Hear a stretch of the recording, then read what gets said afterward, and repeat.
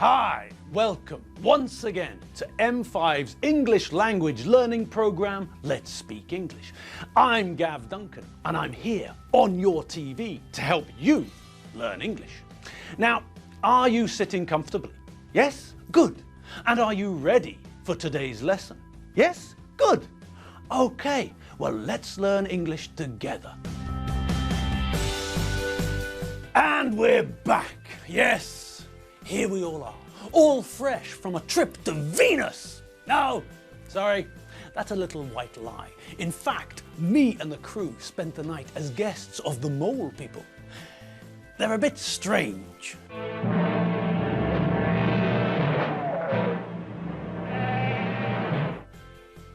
Okay, so that was what we did last night, and what about you? Well, I didn't see any of you down there with the mole people, so I'm assuming that you did something more normal. Okay, well, whatever you did, I hope you had lots of fun. And now, are you refreshed? Are you awake and ready? Ready to start learning how we make questions using the past continuous tense? Yes, I bet you are. So, tell Gusti to stop dancing about like a mad chicken. Tell Margot to stop purring so loudly. And tell Nigel, you know what. Tell Nige to stop the noise pollution for the next quarter of an hour. Honestly, Nigel, I know you're a great bloke and we are great mates, you and I, but you really are noisy. You make a noise that a pneumatic drill would be proud of. So please, for the sake of everyone's ears, keep it down until the end of the lesson. Okay? Right, the animals have received their instructions and we're ready to get started. Okay, then let's get started. Now, let's just think about how easy the past continuous is. It's a very simple tense to make, isn't it? All we need is the past tense of the verb to be and then a main verb in the ing form. Simple. Simple as pi. And pi is 3.14159. So that's very simple, isn't it? Okay. So, very easy. I think you'll all agree. Now, we know that we need the past simple form of the verb to be. And we know that there are two forms of the verb to be in the past simple. So, this means that when we're making a sentence with the past continuous, we need to pay attention to what the subject is. The past simple form of the verb to be is this.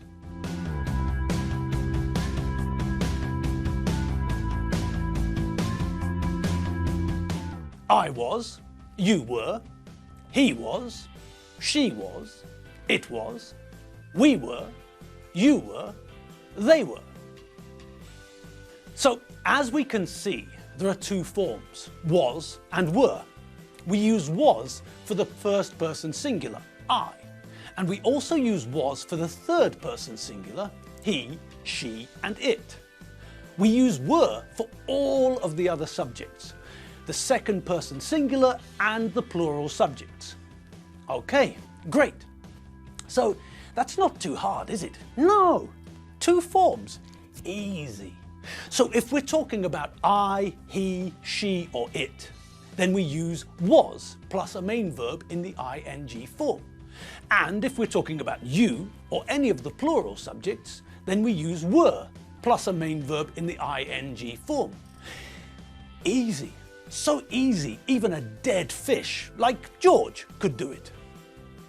All right, so that's the positive. What about the negative? Well, what word do we need to make the sentence negative?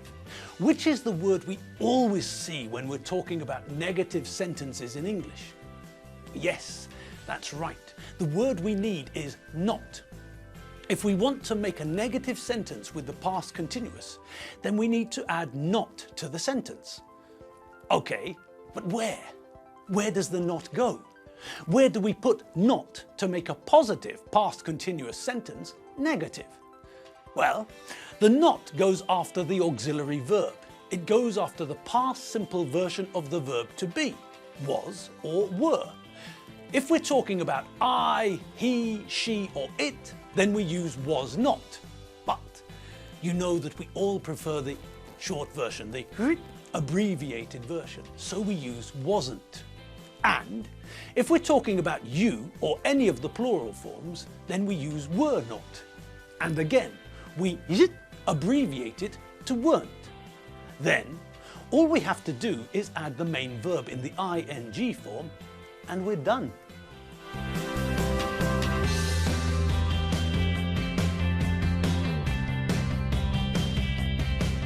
I was doing something strange. You were playing tennis. He was ironing a shirt. She was drinking vodka. It was eating cat food. We were living in the garden. You were running a marathon. They were shooting squirrels. Okay, so that's the positive form. And what about the negative? Well, we've got a table for that too, thanks to Mabel.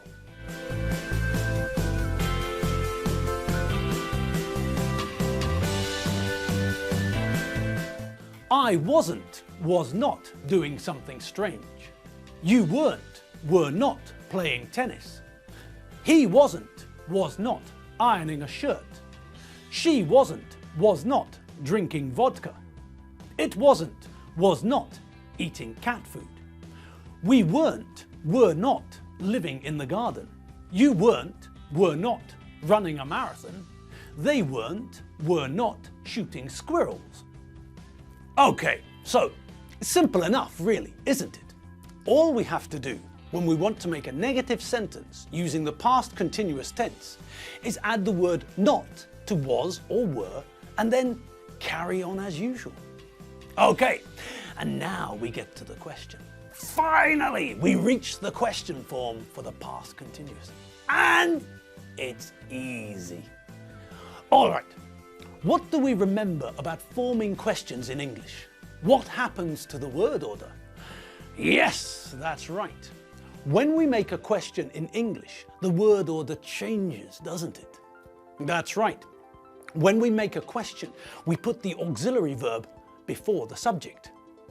This means that we change the positive sentence, I like Mozart, into a question by putting the auxiliary verb to do at the front and then following the auxiliary verb with the subject.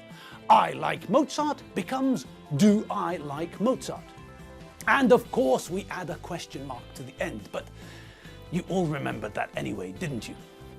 Okay, so when we make a question using the past continuous, we do the same thing.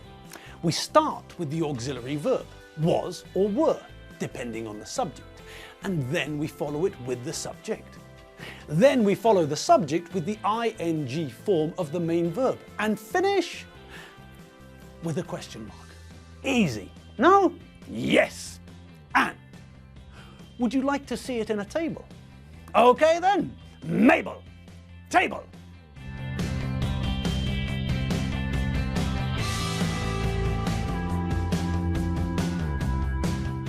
Was I doing something strange? Were you playing tennis? Was he ironing a shirt? Was she drinking vodka? Was it eating cat food? Were we living in the garden? Were you running a marathon? Were they shooting squirrels? Simple. Easy peasy, lemon squeezy, Japanesey, bread and cheesy. Okay, that's the theory. Let's have some practice. All right. In the following, I'd like you to turn the information into questions in the past continuous. As usual, let's do the first one together, shall we? Number 1, where you work in 2014. Where were you working in 2014? Great! So, at the front of the sentence, we can see that there is a question word, which means that we start with that. After the question word, we get the correct form of the auxiliary verb for the subject, and because we can see that the subject for this question is you, we use were. And we follow the auxiliary verb with the subject, you, and then add the ing form of the main verb. So, work changes to working, and because we know that the verb to work ends in 2 consonants, R and K, we know that we don't have to do anything to the end of the verb before we add the ing ending. We just have to stick the ing ending onto the end of the infinitive. Work changes to working. And then, well, all we have to do then is add the last part of the sentence, in 2014. And so, the completed question is, where were you working in 2014? All right, here are some more for you to try on your own. You've got some time, a number of seconds. Enough time for the opening credits of The Sweeney. Ready, steady, go.